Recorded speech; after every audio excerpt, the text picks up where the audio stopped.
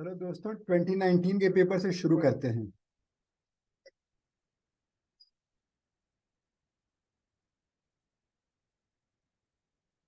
दिव जी, कभी मेरी आवाज नहीं आएगी तो प्लीज बताना, सो दैट आज कोई कंफ्यूजन ना हो। तो लेट्स स्टार्ट।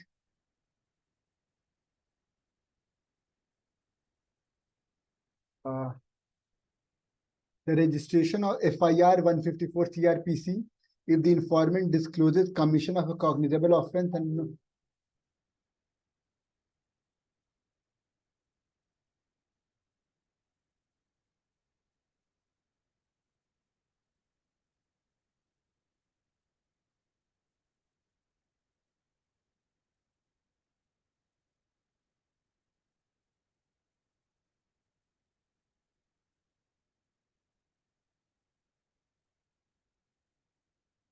ठीक है।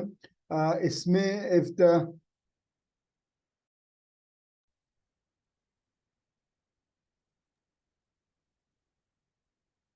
आई होप मेरी स्क्रीन दिख रही होगी। अच्छा, रुको एक मिनट।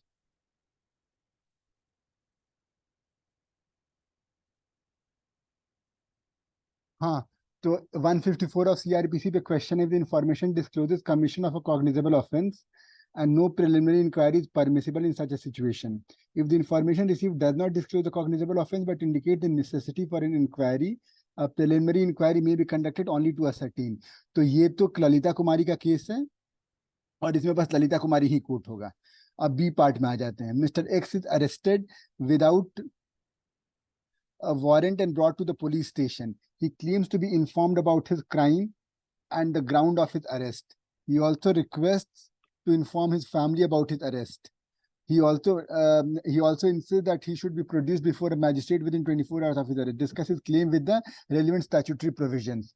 तो देखो, पहली बात तो ये डीके बासु का judgment court, D K Basu court होगा। और बाकी जो सेक्शंस कुछ कोर्ट हो जाएंगे।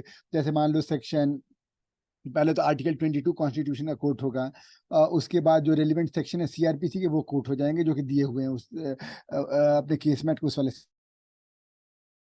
आई होप आवाज आ रही है।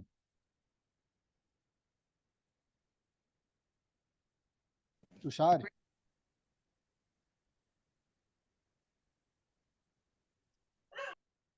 हाँ, अजीजुल आवाज आ रही है क्या?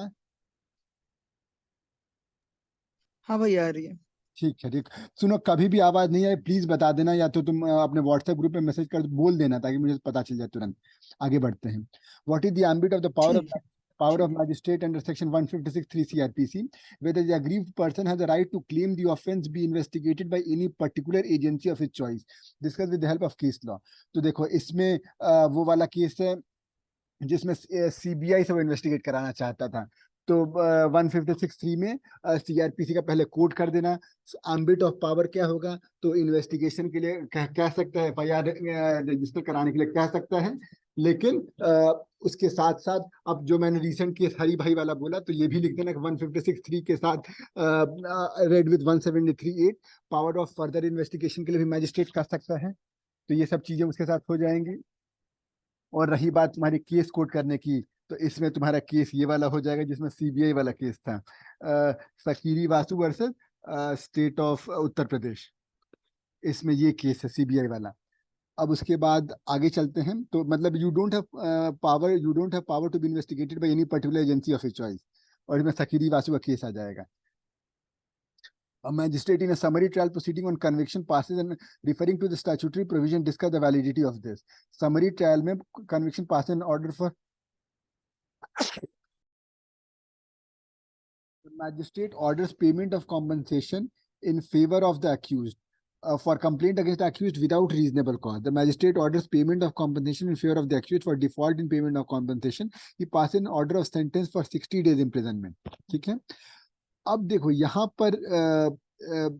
पर थोड़ा सा ये थोड़ा टेक्निकल हो जाएगा, क्योंकि जो वो सेक्शन होते हैं जहाँ पे मतलब ये ऐसी चीज है जो कि हो सकता है तुम लोग पढ़े नहीं होगे। क्योंकि अगर इम्प्रिजनमेंट पहले नहीं दिया गया, सिर्फ कॉम्पनसेशन दिया गया है, तो उसके बाद इम्प्रिजनमेंट जो दिया जाएगा, आई थिंक सेक्शन 30 सीआरपीसी में दिया हुआ है, 29 के आसपास ये सेक्शन 30 में ही दिया होगा, तो उसमें कुछ रेस्ट्रिक्शंस होते हैं, तो वैसे ये छोड़ सकते हो, ये इट्स अ वेरी मतलब नॉन ट्रिवियल केस, तो वो छोड़ा जा सकता है। जैसे ये 156(3) में जो पावर है वो मधुबाला में दिया गया है, क्योंकि मधुबाला में तुमको याद होगा कि मधुबाला वर्सेस सुरेश कुमार में उस लड़की के खिलाफ वो चूंकि कंप्लेन की थी अपने विमेन वाले सेल में, तो इसलिए उसमें हम गए थे 156(3) में मजिस्ट्रेट के पास, क्योंकि पुलिस ने एफआईआर नहीं रजिस्टर की थी। Whether the aggrieved person is right to claim the offence be investigated, ये तो चलो ये तो हमने देख लिया, सकीरी वासु का केस है ये। अब उसके बाद आगे चलते हैं, 2B हमने देख लिया, प्रोसीजर फॉर समरी ट्रायल। अब उसके बाद 3 पे आते हैं। The area covered by article 23 of the constitution and 161(2) of the CrPC are substantially the same, so much so terminological expansion apart, section 161(2) is particularly gloss of the constitutional clause, discuss with the help of case law. तो 23 में क्या हुआ है कि right against self incrimination, 161(2) में भी दिया हुआ है कि सेल्फ इंक्रिमिनेशन नहीं होना चाहिए, लेकिन सवाल ये होता है कि अक्यूज नहीं करा सकता है।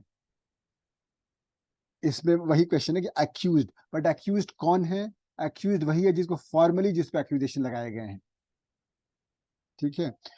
वैसे वैसे ये तो केस हमारे एविडेंस में एक केस है जिसमें हमने बोला था कि फॉर्मली एक्यूज होना चाहिए, लेकिन यहाँ पे हमारे इसमें वैसे कोई पर्टिकुलर इस सब्सटेंस पे केस नहीं था, तो इसलिए अगर तुमको नहीं समझ में आया तो भी कोई दिक्कत नहीं है। जैसे अगला पार्ट देखो, provision of section 7 of prevention of corruption act, M was not named in the FIR investigation, seemed to implicate him in a very large and structured conspiracy. M was taken into custody pending further investigation. M applied for bail, ठीक है, due to default on the part of investigation in not filing the charge sheet within 60 days. His application was rejected. ठीक है, applied for default bail before High Court after expiry of 60 days, but before the expiry of 90 days of detention. Decide whether Mr. M is entitled to release on bail pending investigation in the light of the fact that Mr. M had committed offences which could result in imprisonment for a term not less than 10 years. Which could result in imprisonment for a term not less than 10 years. ठीक है, तो इसमें अब वही default bell का provision है, लेकिन देखो डिफॉल्ट बेल में जो इस केस में हमेशा केस किस पे आता है कि देखो डिफॉल्ट बेल में 90 दिन के भीतर मिलना चाहिए चार्जशीट, लेकिन वो किन किन केसेस में? डेथ, लाइफ इम्प्रिजनमेंट, या जिसकी मिनिमम पनिशमेंट 10 साल हो। तो इसलिए इस पे तुम्हारे केसेस आएंगे कि मिनिमम पनिशमेंट 10 साल होनी चाहिए, कोई भी पनिशमेंट 10 साल होनी चाहिए, तो इस पे तुम्हारे केसेस है डिफॉल्ट बेल वाले, जैसे विष्णु शर्मा हो गया, संजय दत्त हो गया, 3 ये तो हो ही गया।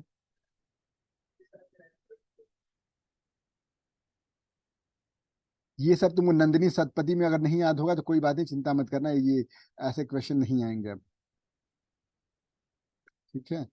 अब हाँ, सेक्शन 167 तो कोट कर ही देना डिफॉल्ट बेल में। Question number 4, can a prosecutrix approach the magistrate directly for recording her statement under section 164 during the course of investigation?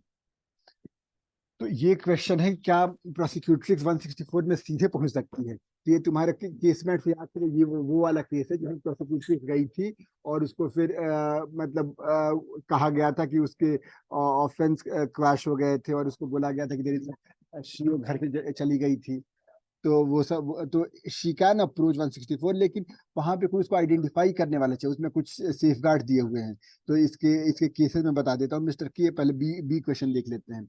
A woman journalist accused Mr. T, the editor-in-chief of famous newspaper, of sexually assaulting her on 2 occasions. Mr. T alleges that he has been falsely implicated in a case of sexual assault by Ms. K.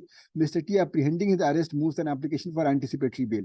Determine the court having jurisdiction to grant such bail. ठीक है, तो anticipatory bail के लिए कहाँ कहाँ लगा सकते हो? सेशंस कोर्ट और high court, and the grounds on which bail can be claimed. तो एंटिसिपेटरी बेल के ग्राउंड वही जो है कि मुझे फॉल्सली इम्प्लिकेट किया जाएगा, लेकिन और भी जो ग्राउंड है जो सेक्शन 438 में दिया वो सब आ जाएंगे। और इसमें एंटिसिपेटरी बेल का तुम्हारा अच्छा सा केस है, जो इस केस में तुम्हारे में आई थिंक ये वाला केस है, सेक्शन 438 का जो केस है ये है तुम्हारा Shri Gurbaksh Singh Sibia versus state of Punjab, तो ये कोड कर देना। अब उसके बाद 4A वाले में केस है एक सेकंड, नफीसा तुमको नहीं जानना है, ये कोई वो नहीं है, रेलिवेंट ऑब्जर्वेशन तो इलाहाबाद हाई कोर्ट, ये सब मतलब वैसे तो हमारे केस में, ये केस मैट में ऐसे कुछ केसेस नहीं दिए हुए हैं जो इस तरह केस है, लेकिन एक केस दिया हुआ है, मुझे अभी वो ध्यान नहीं आ रहा है, लेकिन उसके फैक्ट यही थे कि वो कोई प्रोसिक्यूट्रिक्स थी, वो गई थी जिसमें वो क्रैश हो गया था क्योंकि उसने लेकिन फाइनली कोर्ट ने कहा था कि सिग्नेचर सेम नहीं है, और जब तुम लोग गई थी वहां पे रिकॉर्ड करवाने स्टेटमेंट, तो कोई इसको आइडेंटिफाई नहीं किया था। आगे बढ़ते हैं। ठीक है।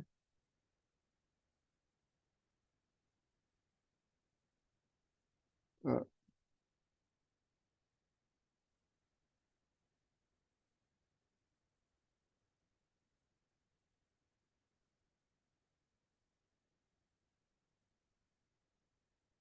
हाँ, तो अब उसके बाद डायरेक्शन फॉर ग्रांट और बेल, ये सब तो चीजें हम देख चुके हैं, एंटिसिपेटरी बेल के जो जो भी चीजें हैं,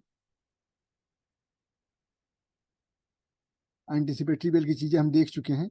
अब आगे बढ़ते हैं हम लोग। ये सब चीज, क्वेश्चन नंबर 5। प्रिया